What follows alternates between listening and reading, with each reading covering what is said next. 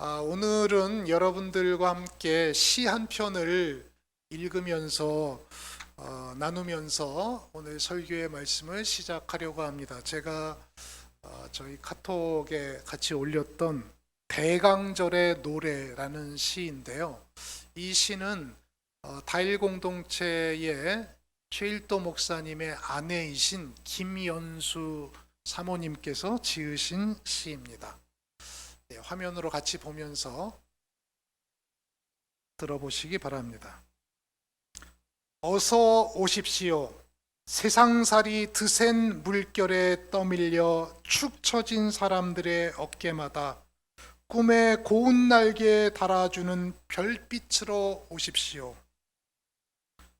어서 오십시오. 반짝이는 저울 눈금 감추고 손잡고 마주 웃는 나라와 나라 사이에 부끄러움 깨워주는 성삼위 공동체의 따뜻한 체온으로 오십시오. 어서 오십시오. 이미 오셨고 새롭게 다시 오실 당신이 하나님의 아들임을 믿지 못하는 이들의 마음에 영혼의 서린 안개 말끔히 걷어내는 눈부신 햇살로 오십시오. 어서 오십시오. 하늘 뜻 따라 살려 해도 제 뜻에 얽매여 세상이 영원한 것처럼 서로 비방하며 다투는 우리 삶의 가운데 한방눈처럼 쏟아지는 소금발로 오십시오. 어서 오십시오. 상처 입은 마음에 깨어진 가정에 혼란스러운 이 나라 국정에 파괴되어 가는 환경 위에 용서와 화해의 바람으로 오십시오. 치유와 사랑의 불꽃으로 오십시오. 구원의 아기로 어서 우리에게 오십시오. 아멘. 대림절 네 번째 주간이라서 그런지 더 실감이 나는 시인 것 같습니다. 우리가 매주 하나씩 촛불을 켰는데요. 이제 내일이면 성탄절입니다. 마지막 다섯 번째 촛불을 켜면서 예수님의 탄생을 기뻐하는 그런 날이 됩니다. 여러분 마음에도 주님 어서 오십시오라는 간절한 기다림이 있었으면 좋겠습니다. 1966년 가이드 포스트에 실린 이야기입니다. 한 작은 학교에서 성탄절을 맞아서 성극을 준비하였습니다. 연극 감독이었던 럼바드라는 여인은 주인공 격인 요셉과 마리아를 정하고 다른 배역을 다 정하고 나서 마지막으로 이제 여관집 주인 역할을 좀 모자라는 9살짜리 윌리에게 맡겼습니다. 대사는 단순했어요. 방 없어요. 빈 방 없어요. 이거 한마디면 됐기 때문에 충분히 가능하다 생각을 했던 것이죠. 연습을 잘 마쳤습니다. 드디어 D-Day가 됐습니다. 성탄절 공연이 시작되었고 연극은 순조롭게 잘 진행이 됐습니다. 마침내 요셉과 마리아는 윌리의 여관에 들어가 다급하게 문을 두드리면서 방을 찾았습니다. 저희 아내가 지금 출산이 임박해서 그러는데요. 방을 하나 주십시오. 아마 간절한 심정이겠죠. 그런데 윌리는 우물쭈물하면서 말이 없던 거예요. 선생님이 옆에서 이야기합니다. 윌리야, 빨리 빈 방이 없다고 얘기를 해야지. 그제서야 정신을 차린 윌리는 빈 방이 없어요 하면서 매몰차게 이야기를 했습니다. 그리고 나서 얼마 안 있다가 윌리는 다시 소리를 지릅니다. 마리아, 요셉, 아니 빈 방이 있어요. 제 방이라도 와서 유숙을 하세요. 어떤 일이 발생했을까요? 갑작스러운 윌리의 반응에 연극은 뒤죽박죽이 돼버리고 말았습니다. 잘 준비한 연극이 뜻하지 않는 윌리의 대사에 망쳐버리고 만 것이죠.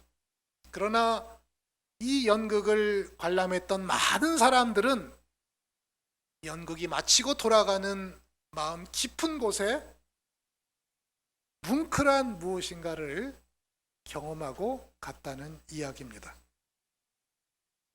매년 이 이야기는 이 마을에서 반복되었고 미국 전역과 전 세계로 퍼져 나갔습니다. 1980년 우리나라의 한 신문에서 이 기사가 실려서 그 이후로 우리나라에서는 40년 동안 이 빈방 없어요라는 연극과 뮤지컬이 공연되었다고 합니다. 사랑하는 성도 여러분, 성탄절을 맞이하면서 여러분 마음 가운데는 무엇이 가득 차 있습니까?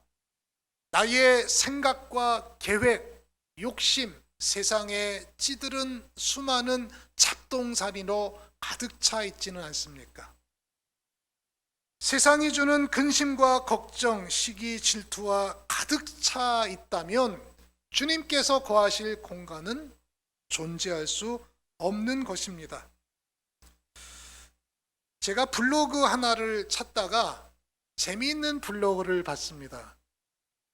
하루에 한 가지씩 버리기라는 블로그예요. 제가 재밌어서 가입을 했는데 거기에는 자기 집에 있는 물건 중에 한 가지씩 버리고 사진 찍어서 올리는 것입니다. 미니멀 라이프라고 들어보셨죠?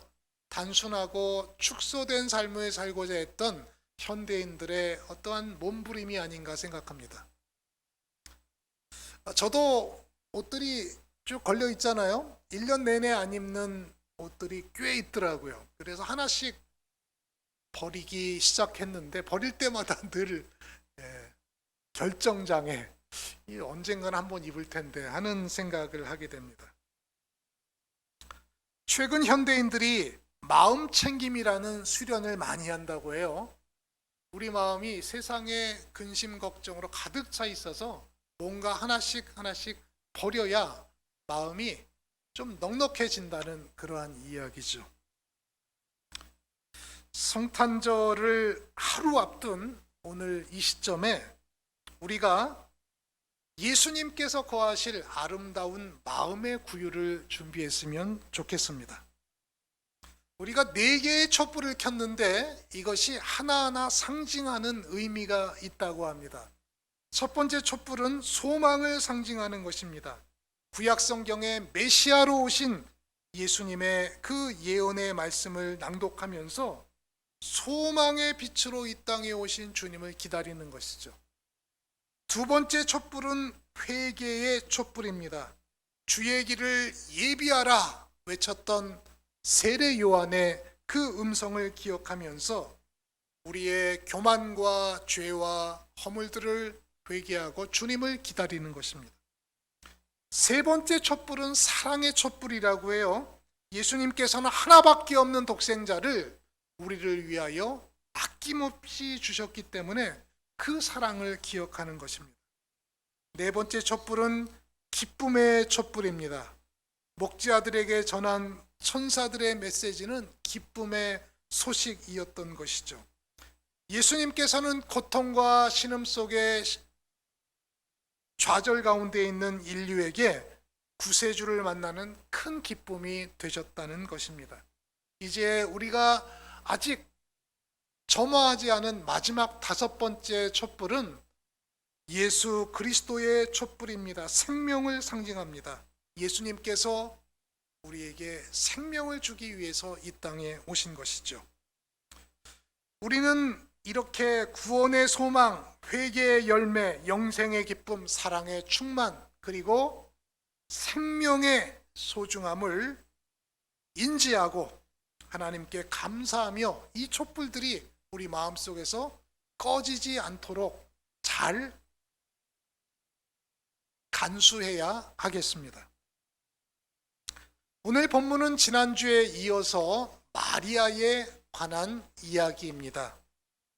예수님께서는 마리아의 몸을 빌어서 이 땅에 태어나셨습니다. 그래서 마리아는 이 놀라운 축복과 은혜를 경험하고 나서 찬양을 하게 되는 거예요. 그래서 오늘 설교의 제목이 마리아의 찬가 그리고 마그니피카트라는 부연 설명을 달았습니다. 마그니피카트는 무슨 뜻일까요? 나의 영혼이 주를 찬양합니다 라는 뜻의 라틴어 단어입니다. 마그니피카트 아니마 메아 도미눔 이라는 라틴어 맨 앞글자를 딴 마그니피카트가 바로 마리아의 찬가라고 불리는 것입니다. 제가 음악에 대해서는 잘 모르는 문외한인데 인터넷에 들어가서 마그니피카트를 찾아보니까 유명한 성악가들이 마리아의 찬가를 노래하는 내용들이 담겨져 있습니다. 들어보니까 아주 음색도 좋고 성량도 탁월하고 아름다운 노래를 부르는 것을 잠시 감상을 해봤습니다. 여러분도 오늘 설교 이후에 한번 이 찬양을 한번 들어보시면 좋지 않을까 생각을 해봅니다. 수태고지를 들은 마리아는 얼마 후 먼 친척이었던 엘리사벳의 집을 방문합니다. 아시는 바와 같이 이 엘리사벳도 세례 요한을 임신한 상태였습니다.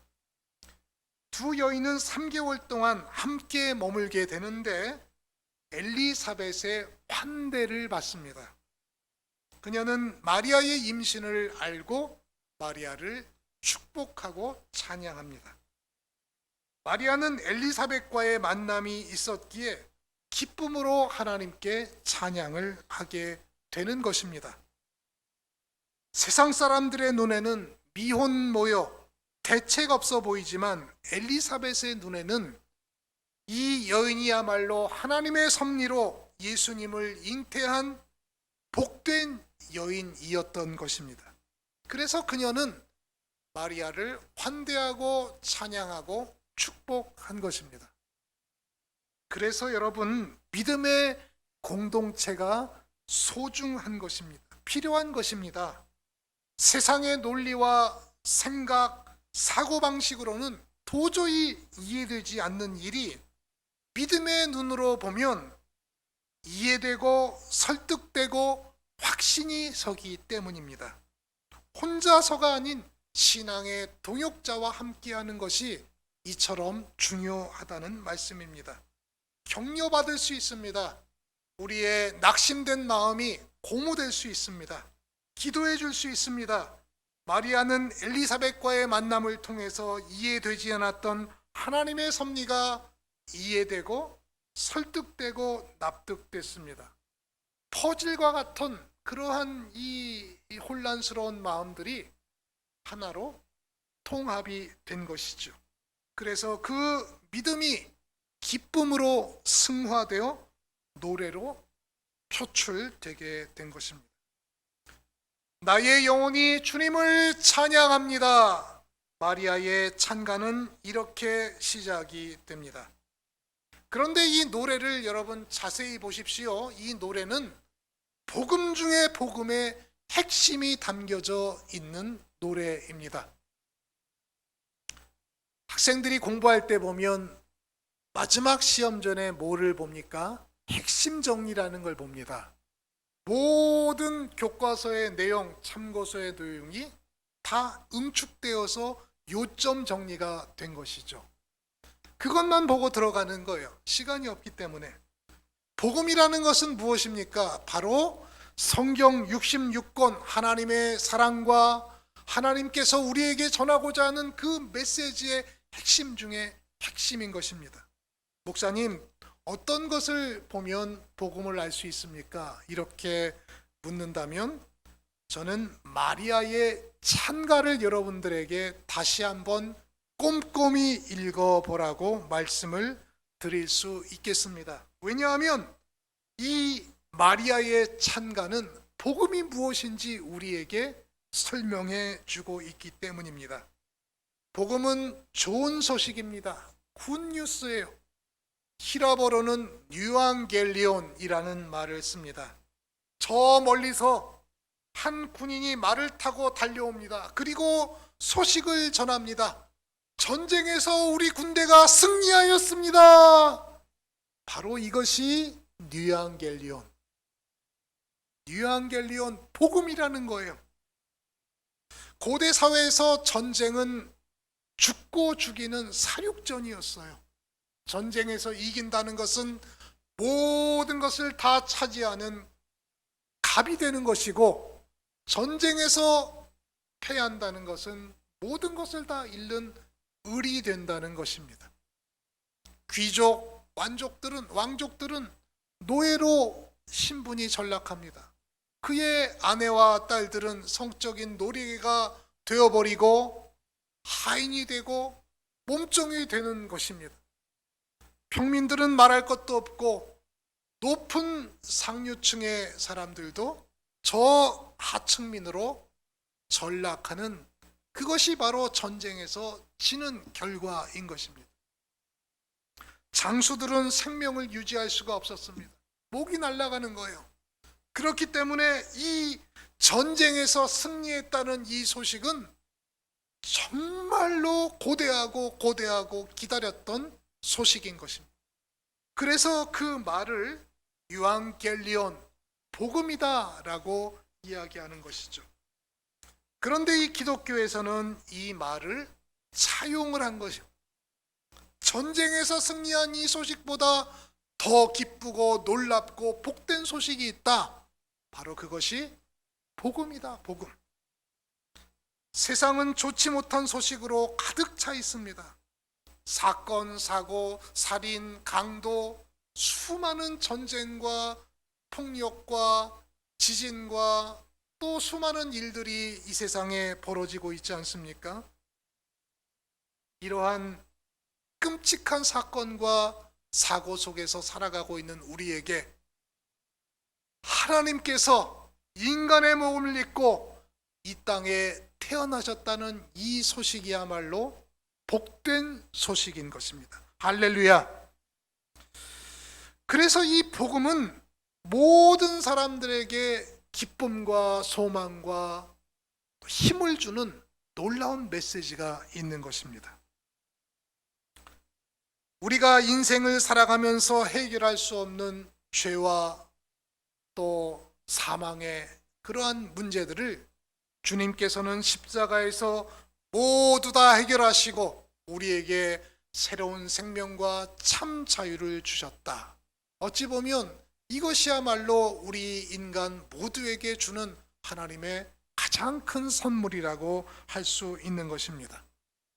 좋은 소식이라는 잡지가 있습니다. 오래전에 제가 구독을 해서 본 적이 있는데 매일 하나씩 마음이 훈훈해지고 감동을 주는 스토리들이 실려 있습니다. 그것을 읽을 때마다 얼마나 감격하였는지 모릅니다. 아마도 복음은 바로 우리에게 이러한 역할을 하는 놀라운 힘이 있는 것입니다. 마리아의 찬가에는 이 복음이 압축되어서 핵심으로 우리에게 소개되고 있습니다. 마리아는 가장 먼저 이 찬가를 통해서 하나님을 기뻐하고 찬양하고 있습니다. 주님을 기뻐하시는 것이 우리의 힘이기 때문입니다. 마리아는 어떻게 이야기합니까? 본문 48절의 말씀을 보십시다. 그의 여종의 비천함을 돌보셨으며 보라 이제 후로는 만세의 날을 복이 있다 일컬으리로다.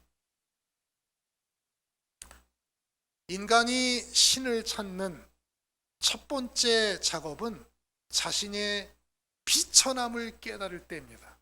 모든 것이 잘 되고 좋고 잘 나가면 하나님을 찾지 않게 됩니다. 간절함이 없는 거예요. 그러나 여러분, 우리의 삶을 되돌아보십시오. 가장 저 밑바닥에 떨어졌을 때, 나의 힘으로 아무것도 할 수 없다고 느낄 바로 그때 절대자이신 하나님을 찾을 수밖에 없는 것입니다. 실직을 해본 경험이 있으십니까? 사업을 하다가 망해본 경험이 있으십니까? 자녀들이 사건 사고로 가슴이 찢어지는 아픔을 경험해 본 적이 있으신가요? 원하던 시험에 낙방 또 낙방해서 좌절 가운데 빠져 보신 일이 있을까요?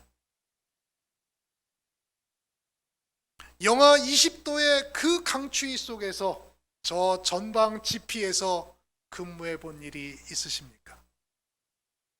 제가 말씀드리는 이 모든 상황이 바로 인간의 가장 밑바닥, 아무것도 할 수 없는 극한의 상황에 빠져 있는 상태들입니다. 더 이상 추락할 곳이 없는 그곳에서 나의 비참함을 깨달았을 때, 그때 인간은 절대자이신 하나님을 찾게 되는 것입니다. 주님, 저를 도와주세요. 하나님, 저와 함께 해주세요. 바로 그럴 때 하나님의 은혜와 은총을 경험할 수 있는 것입니다. 마리아는 그의 찬가를 통해서 자신의 비천함을 고백하고 하나님의 놀라운 일들을 찬양하고 있는 것입니다. 1862년 프랑스의 작가 빅토르 위고의 레미제라블의 내용입니다. 우리에게는 장발장이라고 잘 알려진 작품이죠. 이 책의 제목은 레 미제라블, 미저러블 할 때 아주 비참한 사람들이라는 뜻입니다. 장발장은 제목의 내용처럼 비참한 삶을 살았어요. 너무나 가난하고 배가 고파서 조카들이 굶주리는 것을 보지 못해서 빵 한 조각을 훔쳤다가 무려 19년 동안 감옥에 갇혀 살다가 출소합니다. 굶주림 앞에 훔쳤던 그 빵 한 조각의 그 대가가 19년이라니 너무하지 않습니까? 죽음을 눈앞에 둔 여인 팡틴이라는 여인이 자신의 딸 코제트를 부탁합니다. 혹사당하던 코제트를 입양해서 잘 돌봐서 마리우스라는 청년과 짝을 맺어줘요. 그러면서 마지막에 장발장은 죽어가면서 이렇게 고백합니다. 나는 평화롭게 죽을 수 있구나. 왜냐하면 나는 축복된 인생이었기 때문이다. 그의 인생은 누가 보더라도 비참한 인생으로 시작이 됐습니다. 그런데 어떻게 축복된 인생으로 바뀔 수 있었을까요? 그는 19년 형을 살고 출소한 후에 직장을 얻으려고 했는데 아무도 써주는 사람이 없습니다. 왜 그랬을까요? 여러분 생각해 보십시오. 19년 동안 감옥살이를 했다가 나왔다고 하는데 사람들이 편견이 있잖아요. 혹시 나를 해코지하면 어떡하나? 우리 사업체에 뭔가 해를 주면 어떡하나? 아무도 채용을 하지 않은 것입니다. 직장이 없으니까 돈도 없죠. 살 수 있는 아무런 희망이 없었던 것입니다. 추위에 떨던 그를 한 사제가 사제관으로 초청을 했어요. 하루 재워줍니다. 먹을 것도 줘요. 그런데 장발장이 어떻게 했습니까?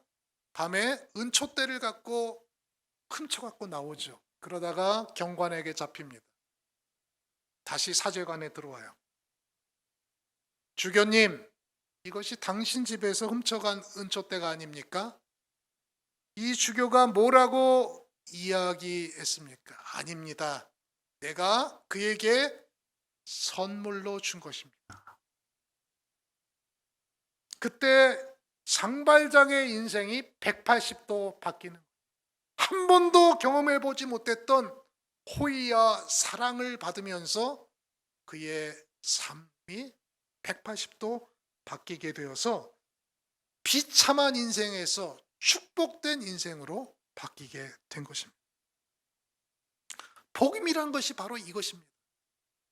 바로 우리가 죄와 사망의 권세에 억눌려서 영원히 비참한 인생을 살 수밖에 없는데 예수님의 사랑으로 신이 인간의 모습을 입고 성육신 되어서 이 땅에 태어나심으로 시공간을 초월하신 그 전능자가 시간과 공간의 한계를 경험하면서 살아가는 인간의 모습으로 탄생하면서 우리에게 자신의 사랑이 어떤 것인지 알려주신 것입니다. 저는 이 설교를 준비하면서 종종 그런 생각을 해봤어요. 야, 내가 어떻게 목사가 돼서 이 자리에 섰을까? 하나님의 은혜구나. 하나님의 자녀로 삼아주신 것도 감사한데 목사가 되고 또 신학교에서 목사 후보생들을 기르고 비참한 인생이 축복된 인생으로 바뀌는 것은 하나님의 은혜가 아니면 설명할 수 없구나라는 고백을 다시 하게 되었습니다. 연이어서 마리아는 무엇이라고 하나님께 찬양을 합니까? 하나님께서 행하신 모든 사람에게 행하신 일을 찬양하고 있습니다. 본문 말씀을 보십시오. 49절 이하입니다. 능하신 이가 큰 일을 내게 행하셨다. 긍휼하심이 두려워하는 자에게 대대에 이른다. 그의 팔에 힘을 보이사 마음의 생각이 교만한 자를 흩으셨다. 권세 있는 자를 내리치셨다. 비천한 자를 높이셨다. 줄인 자를 좋은 곳으로 배불리게 하셨다. 부자는 빈손으로 보내셨다.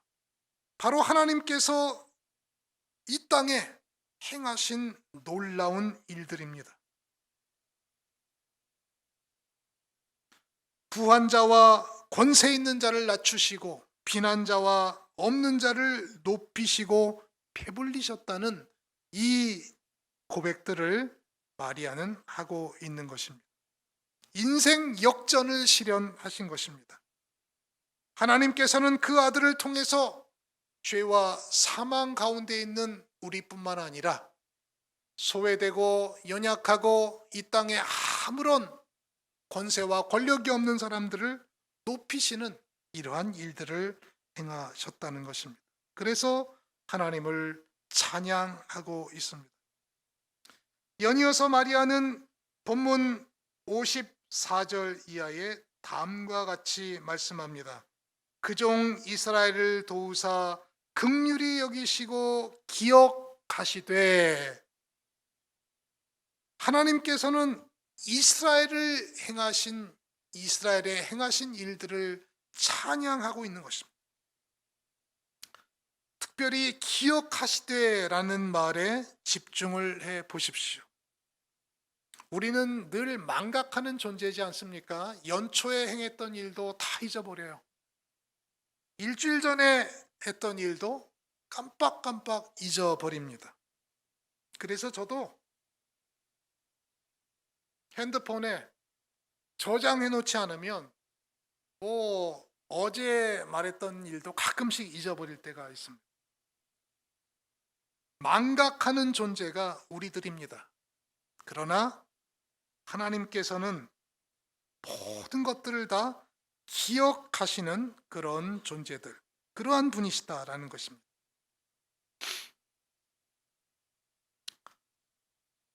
이스라엘 백성들은 할례를 하잖아요. 할례.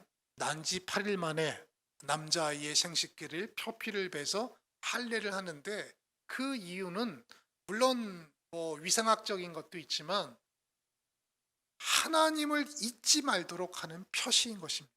자꾸 잊어버리니까 매일매일 화장실에 가서 용변을 볼 때마다 내가 하나님의 자녀이구나 라는 것을 잊지 말라는 것입니다. 왜 하나님께서 절기를 주셨습니까? 1년 365일을 살아가면서 자꾸 잊어버리는 이 부족한 피조물에게 하나님을 잊지 말라고 추수감사절도 주시고 또 절기도 주시고 유월절도 주시고 장막절도 주시고 이렇게 한 것이 아닙니까? 이스라엘 백성들은 지금도 마사다라는 곳에 가서 사관학교 임관식을 한다고 합니다. 마사다는 천의의 요새예요. 그래서 로마 제국과 싸울 때 끝까지 항전했던 곳입니다.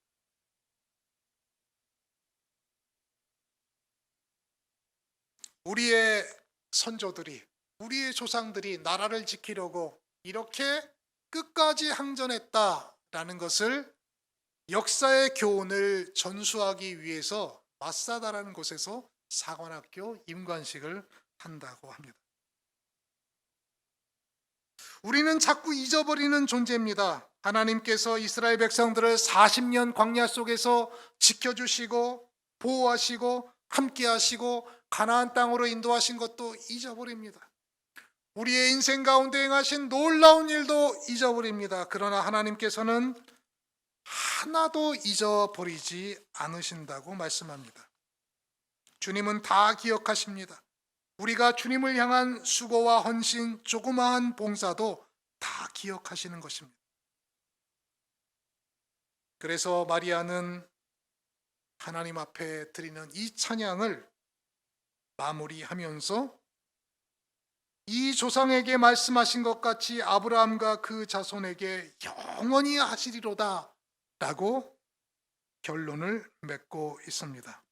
사랑하는 성도 여러분, 당시 여성들은 소외되고 외면받았던 사람들이었습니다. 하지만 하나님 나라에서는 이들은 예수님 탄생에 너무나 소중한 역할을 한 것이죠. 마리아뿐만 아니라 엘리사벳도 세례 요한을 잉태하고 탄생함으로써 예수님의 길을 예비하는 역할을 하게 됐습니다. 예수님의 죽음을 준비하여 향유를 부은 여인도, 부활의 처음 목적자도 전부 다 여인들이었습니다. 마리아 역시 갈릴리 촌동네에서 태어난 평범한 여인이었습니다.